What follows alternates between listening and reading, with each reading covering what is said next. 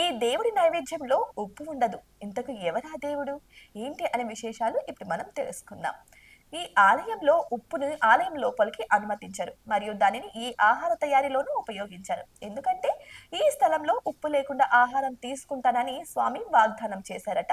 కానీ ఆశ్చర్యకరంగా పులిహోర అదే చింతపండు బియ్యం, ఇక పొంగల్, ఇక దద్దోజనం మొదలైన ఆలయ ప్రసాదాలు ఉప్పు కలిపితే ఎంత రుచిగా ఉంటుందో మీరు దానిని తిన్నప్పుడు ఉప్పు లేదని మీరు గ్రహిస్తారు. కానీ మీరు ఆ రుచిని కోల్పోరు. ఈ ఆలయం పెరుమల్ తిరుపతి బాలాజీ అన్నయ్యగా పరిగణించబడుతుంది. మీరు తిరుపతిని సందర్శించలేకపోతే ఈ ఆలయాన్ని సందర్శించి హుండీకి నైవేద్యాలు సమర్పించడం తిరుపతిని సందర్శించినట్లే అని పరిగణింపబడుతుంది.